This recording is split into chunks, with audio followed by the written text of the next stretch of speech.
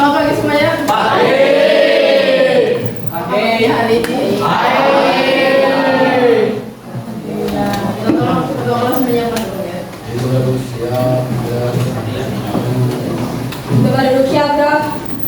Berdua, mulai.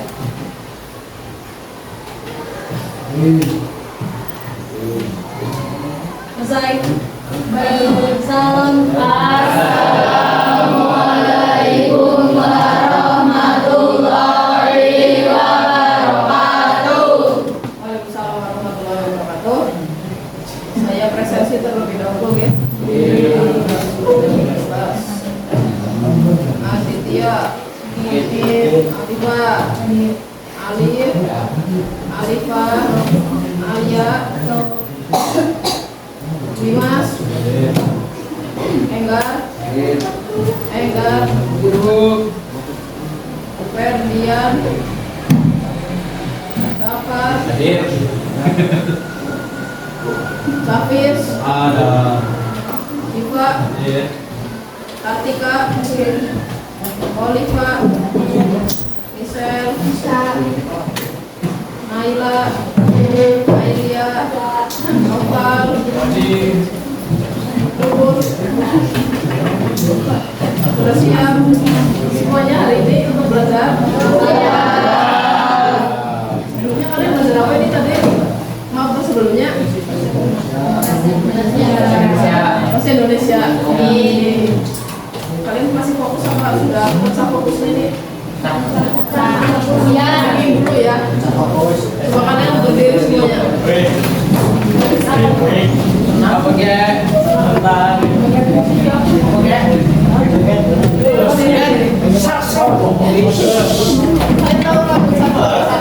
Satu nusa, satu kebangsaan.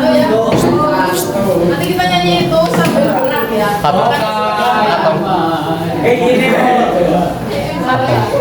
Satu berarti gini. Satu ditambah satu sama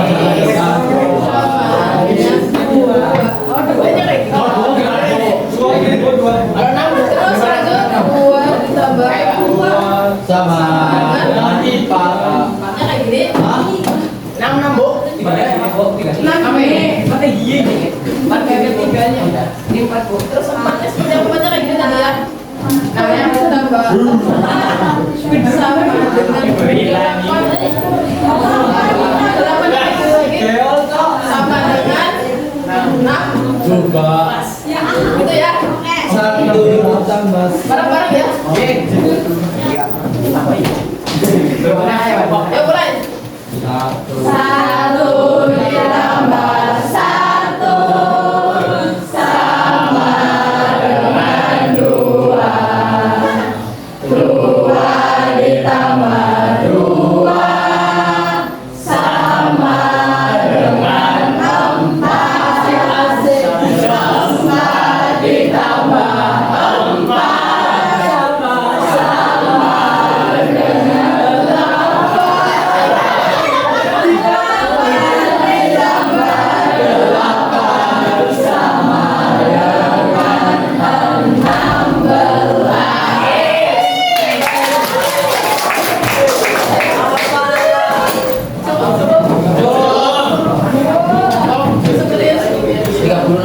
sudah fokus ya, sudah fokus. Saya ingin bertanya dulu nih. Minggu lalu kita sudah belajar tentang ancaman terhadap keragaman hayati. Kita sudah berdiskusi macam-macam kasus. Ada kasus gajah Sumatera kemarin ya. Kemudian ada kerusakan terumbu karang dan lain-lain. Kira-kira kalau ada ancaman itu ya, setelah ada ancaman apa yang harus kita lakukan? Harus mengurangi dampak dari ancaman itu ya. Kira-kira dengan cara apa? Sebenarnya akan kita bahas pada kesempatan hari ini, yaitu tentang konservasi flora dan fauna. Jadi secara khususnya adalah konservasi in situ dan ex situ. Kalian pernah dengar in situ ex situ? Di mapel lain atau di mana? Di mapel biologi sudah pernah ya? kayak kelas 10 ya. Di situ membahas flora fauna juga tahu. Kita mulai saja. Apa itu konservasi? Nah, ini ada yang masih ingat atau tidak? Konservasi itu apa? Tadi kan ancaman ya, ancaman terus dikonservasi. Apa itu konservasi? Terus salah satu jawab. Menurut kalian saja, konservasi itu apa? Apa itu? Konservasi adalah? Coba sebutkan saja. Upaya lindungi masyarakat. Upaya melindungi. Apa ada?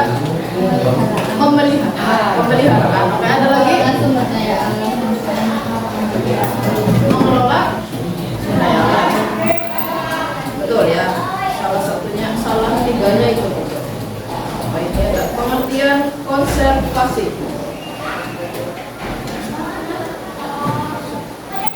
Ini nih, pengertian konservasi. Ada yang menurut KBBI dan ada yang menurut WWF atau World Wide for Nature. Menurut KBBI tadi sudah disebutkan beberapa ya. Ada pemeliharaan, kemudian mengelola, dan apa tadi? Melindungi gitu ya. Nah ini, menurut KBBI konservasi memiliki dua makna utama. Apa Alif? Coba dibacakan. Ya, yang menurut KBBI. KBBI konservasi memiliki dua makna utama, yaitu satu pemeliharaan dan perlindungan sesuatu untuk mencegah kerusakan dan pemusnahan dengan cara memanfaatkan dan memelihara lingkungan. Dua, Terima kasih ya. Jadi intinya ada dua, pemeliharaan dan perlindungan sesuatu secara teratur untuk mencegah kerusakan. Dan yang kedua adalah pemeliharaan dan perlindungan alam secara keseluruhan. Ya, itu menurut KBBI. Nah ini ada menurut WWF. Kalian tahu apa itu WWF?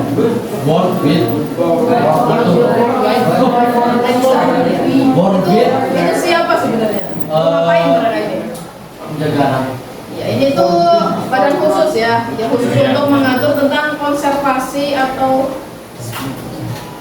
ataupun perlindungan spesies-spesies yang ada di dunia. Salah satunya di Indonesia ya. Nah, ini menurut WWF, konservasi adalah upaya menghentikan degradasi lingkungan alami planet dan membangun masa depan di mana manusia hidup selaras dengan alam. Itu adalah pengertian menurut WWF ya. Untuk intinya sama saja dengan yang KBBI, yaitu sama-sama memelihara dan melindungi. Tapi kalau menurut WWF ini sebenarnya tidak ada pengertian tepatnya ya. Ini lebih fleksibel kalau WWF karena kasus-kasusnya juga beraneka-ragam ya. WWF. Jadi WWF itu apa? Badan untuk mengatur tentang konsep spesies yang ada di dunia gitu ya. Oke. Ini sudah, kemudian dilanjutkan konservasi di Indonesia. Nah, ini juga diungkapkan oleh WWF.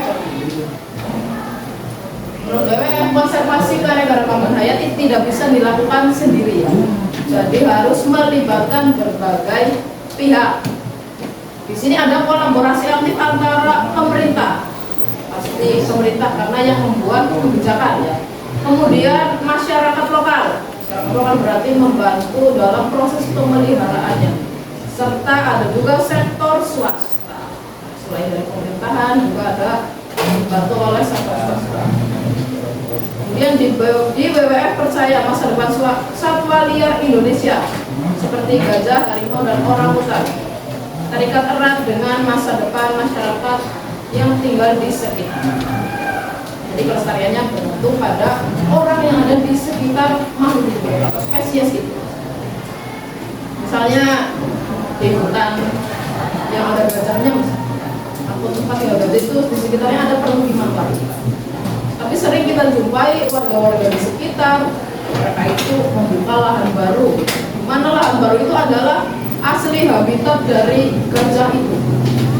Sehingga gajah itu ada di sekitar kehidupan manusia atau dekat dengan manusia. Karena habitat gajah itu dirusak atau dibuka lagi oleh manusia. Begitu juga dengan spesies yang lainnya.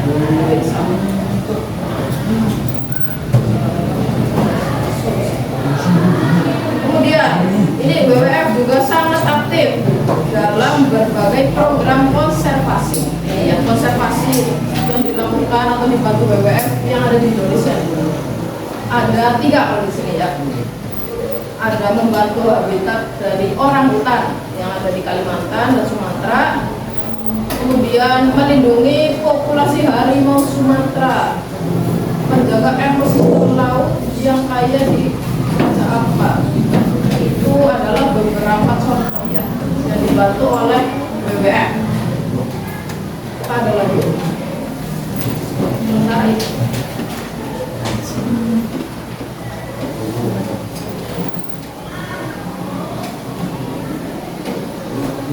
Ini masuk ke jenis-jenisnya ya. Jenis-jenis dari konservasi flora dan fauna. Ada 2 di awal ya, ada in situ dan juga konservasi ex situ. Bedanya apa? Ada yang mau menjelaskan? Sudah menjelaskan bedanya konservasi in situ dan ex situ.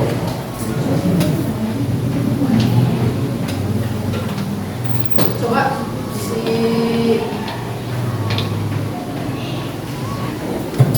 ada yang mau menjawab?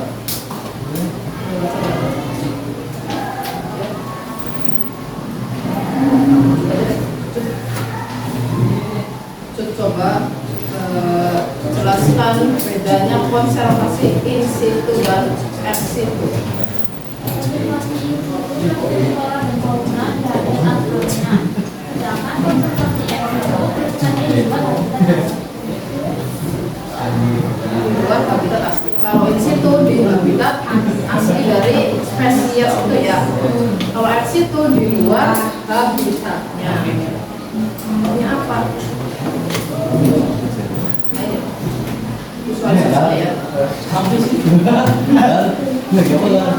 In situ berarti masih di hutan ya. Hanya dilakukan pengawasan yang lebih ketat lagi terhadap spesies-spesies tertentu. Kalau ex situ itu biasanya dibuat tempat khusus ya. Tempat khusus di luar habitat asli. Seperti di kebun raya, apalagi ya, di binatang. Yang penting mereka tetap dijaga kesehatannya dan lain-lain. Tetap terawat kayak gitu ya. Ini spesies yang cocok untuk konservasi in situ. Tadi konservasi in situ adalah yang berada di habitat aslinya. Ini cocoknya untuk hewan yang seperti apa? Ada 3 kriteria di sini. Batu sopan. Yang pertama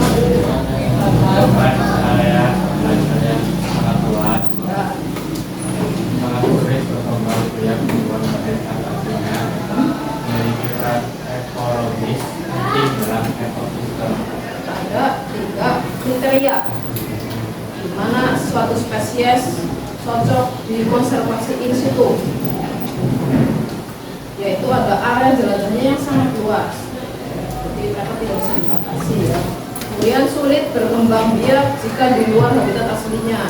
Terus yang ketiga memiliki peran ekologis penting dalam ekosistem. Jadi di habitatnya itu dia adalah memiliki peran yang penting ya untuk menjaga keseimbangan ekosistem di sana. Kira-kira contohnya hewan apa ini yang cocok di konservasi in situ?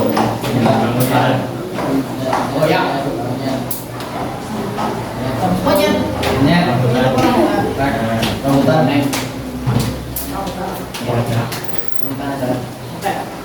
Menurutmu ini masuk ke alasan yang mana itu kalau orang hutan? Apakah yang pertama, atau yang kedua, atau yang ketiga?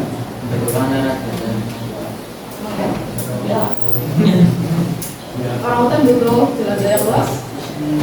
Terus yang kedua masuk nggak? Yang ketiga masuk? Ya masuk. Semua. Masuk semua. Masuk.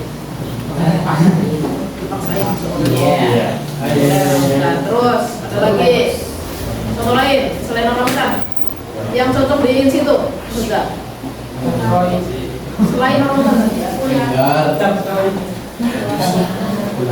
Saya kasih dulu. Ini itu tadi badak. Badak perahu badak. Badak itu cocok juga di konservasi di situ ya. Badak itu kan larinya pasti butuh area yang luas. Harimau Sumatera juga ya, betul. Harimau cocok di konservasi in situ. Terus apa lagi? Hewan? Apa tadi? Yang kayak kadal? Komodo, iya. Komodo itu adalah hewan endemik dari mana? Iya, Indonesia betul. Indonesia mana?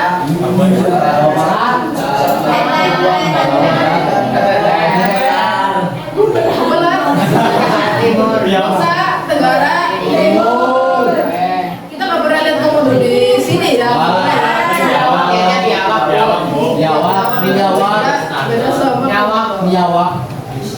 Karena komodo itu adalah hewan asli dari Nusa Tenggara Timur. Dan tidak bisa ditemukan di wilayah lain ya. Itu namanya hewan endemik, jadi hanya ada di sana saja. Nah itu adalah cocok di konservasi in situ karena hidupnya memang harus di sana ya. Habitat asli. Itu 3 kriteria. Terus lanjut ke konservasi yang kedua.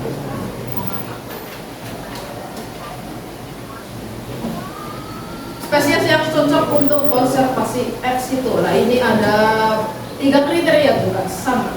Coba dibacakan. Ya enggak boleh. Enggak. Yang tidak. Ya. Spesies cocok untuk konservasi es itu. Ya. Kriterianya 1. Populasinya di alamiah sudah sangat kritis. 2. Mudah beradaptasi atau berkembang biak di lingkungan buatan.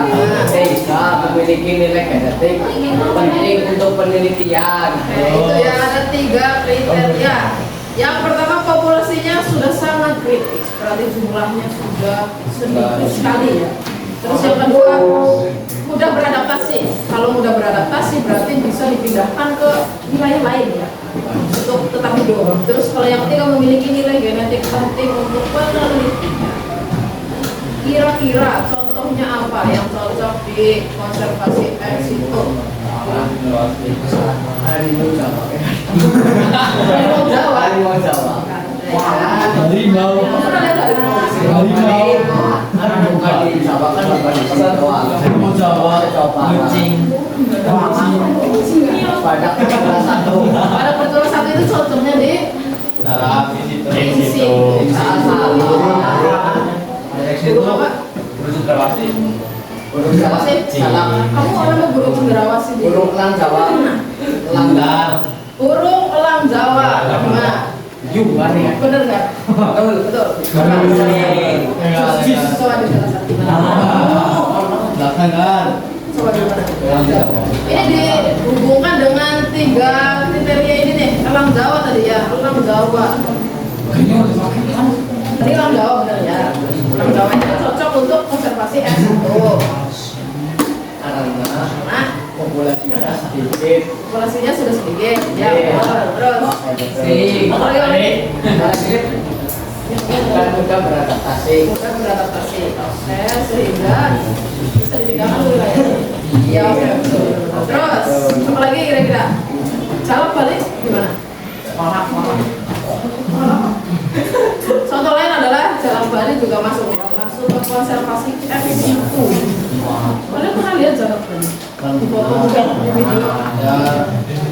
Itu yang ada leres birunya di bagian mata ya. Itu bagus sekali. Nah itu hewannya juga populasinya sudah kritis awalnya ya, tapi dilakukan penangkaran. Kalian tahu penangkaran? Penangkaran itu contoh dari konservasi ini ex situ ya, karena di luar habitat asli. Nanti penangkaran, nanti ambil indukannya, kemudian dikembangbiakan, dipelihara, dan jika populasinya sudah banyak itu bisa dilepas ke Topis lah. alam. Itu tadi contohnya alam Jawa. Terus tadi salam Bali. Terus tumbuhan juga ada ya. Misalnya anggrek itu kan ditanam dengan sudah ya. Itu nanti bibitnya bisa diambil, kemudian dikembangbiakan. Jumlahnya menjadi lebih banyak. Ada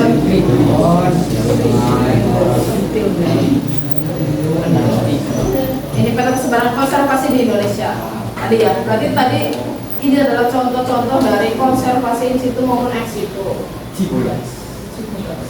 Yang pertama ada Taman Nasional, kemudian Cagar Alam dan Suaka Marga Satwa. Itu contoh dari konservasi in situ.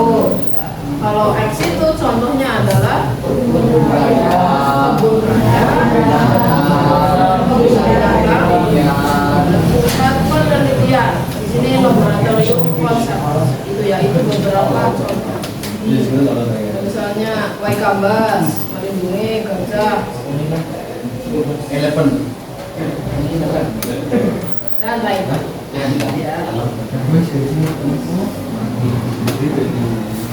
Mari bersama jaga Indonesia. Ini kata-kata bijak ya, bro. Mari bersama-sama kita jaga Indonesia. Lalu mari kita jaga keanekaragaman kita. Ya. Konservasi situ dan itu saling melengkapi untuk perlindungan keanekaragaman hayat yang optimal. Tingkatkan pengawasan serta bangun kesadaran masyarakat. Oke. Itu tadi materi sedikit tentang konservasi in situ maupun ex situ ya. Setelah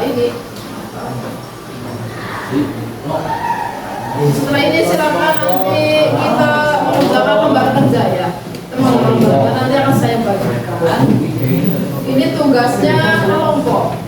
Tugasnya kelompok kalian mengerjakan soal yang ada di lembar kerja. Kemudian yang kedua membuat ide inisiatif atau kampanye tentang pelestarian keanekaragaman hayati di sekolah. Nah, setelah itu nanti bikinnya digital saja, bisa pakai Canva, bisa pakai AI dan lain-lain. Silakan memanfaatkan teknologi yang ada ya. Kemudian kalau sudah nanti dipresentasikan. Setelah ini silakan kalian diskusi ya, berkelompok mengerjakan lembar kerja yang akan saya kasihkan kepada kalian ya. Untuk kelompoknya kelompok 1 sampai 6 seperti kemarin. Posisinya silakan tentukan sendiri saja ya. Ini silakan langsung berkelompok saja, nanti akan saya jelaskan mekanisme pengerjaan. Yuk, 1, 2, 3, 4, 5, 6. Ini boleh? Dari kanan nih,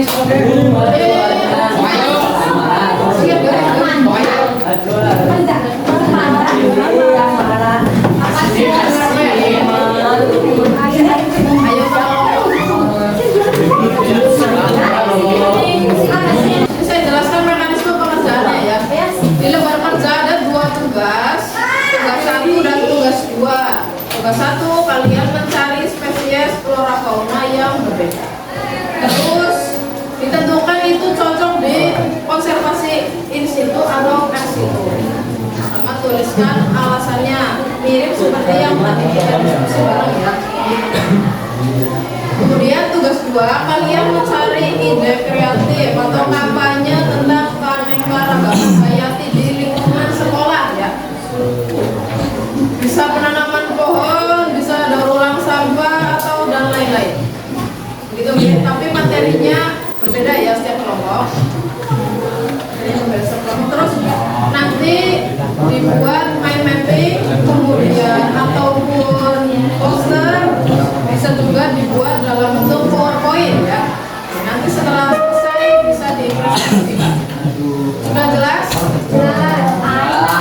Sudah jelas? Jelas. Silakan bisa dikerjakan.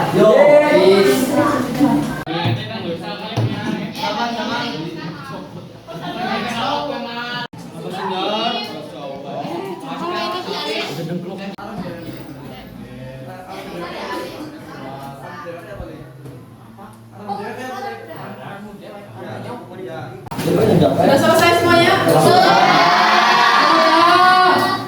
Tinggalan presentasi ya. Presentasinya bisa urut kelompok 1 sampai 6 ya. Nanti silakan semua anggota maju ke depan untuk mempresentasikan proyeknya masing-masing. Gitu ya? Langsung saja. Assalamualaikum warahmatullahi wabarakatuh. Kami dari kelompok 1 akan mempresentasikan hasil diskusi kelompok kami tentang program penanaman pohon di sekolah. Baiklah, sebelum itu saya akan memperkenalkan anggota kelompok saya terlebih dahulu. Perkenalkan, nama saya Kartika Lani Sujohan sebagai moderator. Perkenalkan, nama saya Bisa Muhammad sebagai pemateri.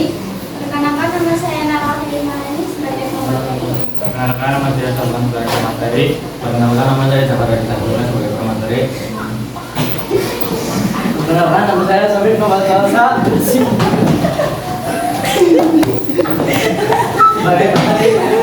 Langsung saja masuk ke materi.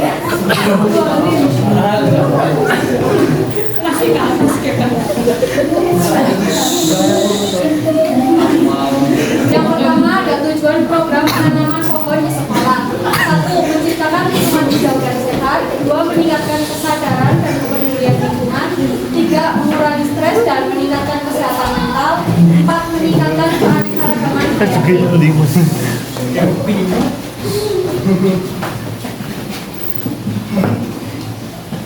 Berikut adalah langkah-langkah program penanaman pohon di sekolah. Yang pertama, perencanaan. Menentukan area sekolah yang akan ditanami, jenis pohon yang sesuai, atau pohon berhidup, buah, atau tanaman keras, dan siapa saja yang akan terlibat.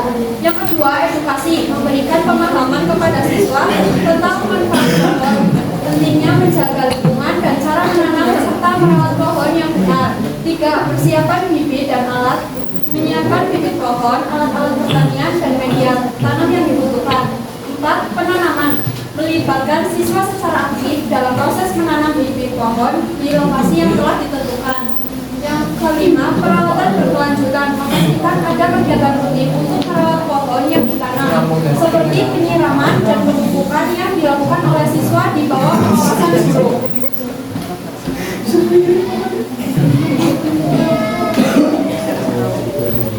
Berikutnya ada dampak yang diharapkan pada penanaman pohon di sekolah. Yang pertama, lingkungan sekolah yang lebih baik. Yang kedua, generasi peduli lingkungan. Yang ketiga, peningkatan kualitas hidup. Yang keempat, kontribusi jangka panjang.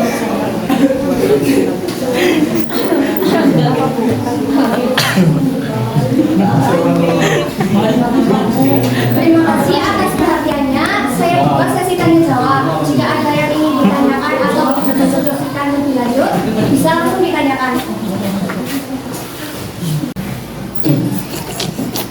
Apa yang dimaksud dengan program penanaman pohon? Saya akan menjawab pertanyaan dari kelompok 2. Program penanaman pohon adalah suatu inisiatif sistematis yang bertujuan untuk menanam dan merawat pohon di kawasan yang terdegradasi atau membutuhkan penghijauan guna memulihkan ekosistem, menjaga kelestarian lingkungan, mencegah bencana alam seperti banjir dan erosi, serta mendukung keberlanjutan kehidupan manusia melalui penyediaan oksigen dan penyerapan karbon dioksida.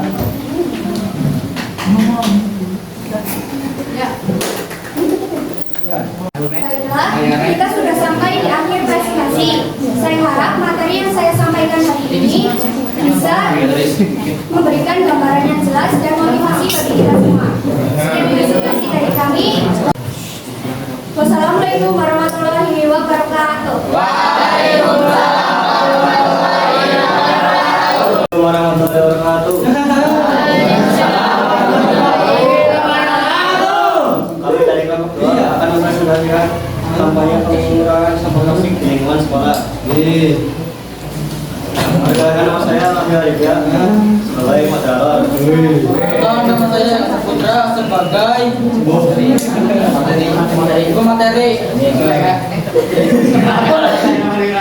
sebagai pemateri.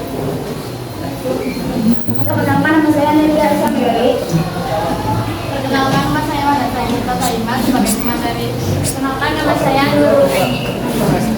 Tujuannya adalah satu, dapat meningkatkan kesadaran warga sekolah, dua, menciptakan lingkungan yang lebih sehat, tiga, mengurangi dampak perubahan iklim, empat, membentuk budidaya peduli lingkungan, lima, mendidik tentang keberlanjutan, enam, mengurangi volume sampah. Langkah-langkah edukasi dan kampanye kesadaran, penerapan prinsip 3R, reduce, check, mengurangi, revise, menggunakan kembali, mendaur ulang, penggunaan alternatif ramah lingkungan, manfaatkan sampah plastik.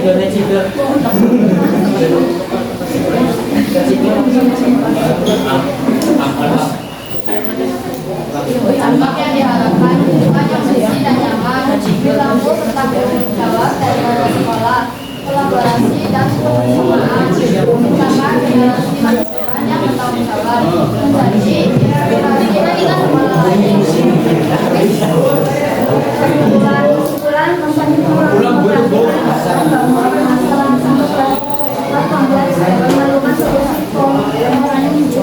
dari berbagai pihak, yaitu individu, komunitas, bisnis, dan pemerintah. Upaya ini meliputi mengurangi penggunaan plastik, menarik beberapa listrik dan recycle, serta inovasi bahan alternatif dan kelanjutan dalam kepentingan edukasi publik yang berkelanjutan hubungan regulasi dan tegas untuk peran aktif dalam mengurangi limbah plastik. Baik, apakah ada yang mau bertanya? Siapa saja pihak yang idenya harus dilibatkan agar kampanye ini dapat berhasil? Baik, saya akan menjawab pertanyaan dari kelompok 3. Agar kampanye ini dapat berhasil, sebaiknya harus ada kerjasama dari semua pihak di lingkungan sekolah, baik itu dari siswa dan siswi, guru dan karyawan, guru dan karyawan, serta staf yang ada di lingkungan sekolah. Terima kasih. Sekian dari kami, biar ada kesalahan kamu mau jawabkan. Assalamualaikum warahmatullahi wabarakatuh. Waalaikumsalam warahmatullahi wabarakatuh.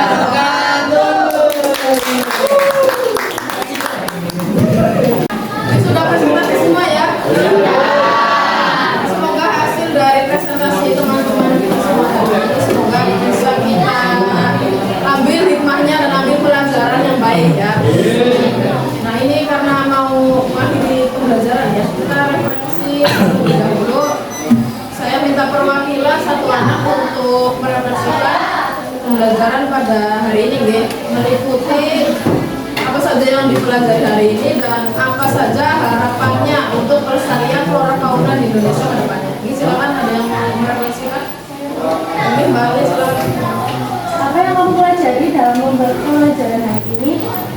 Mempelajari tentang konservasi flora fauna dan ex situ dan in situ. Sudah pembelajaran hari ini, apa yang kamu harapkan tentang pelestarian flora fauna di Indonesia? Menciptakan lingkungan yang seimbang dan terjaga di mana spesies endemik dapat berkembang biak dengan aman, habitatnya terlindungi dan masyarakat lebih sadar serta berkelanjutan. Dan harapannya semoga siswa dapat berperan aktif dalam menjaga kelestarian keanekaragaman hayati.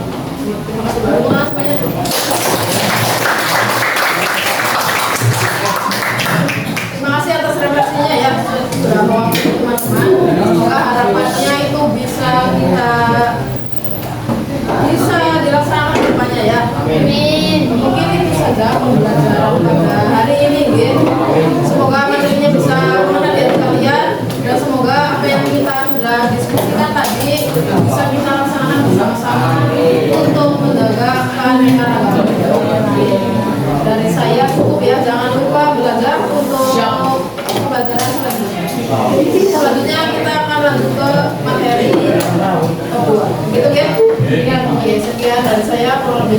Wassalamualaikum warahmatullahi wabarakatuh.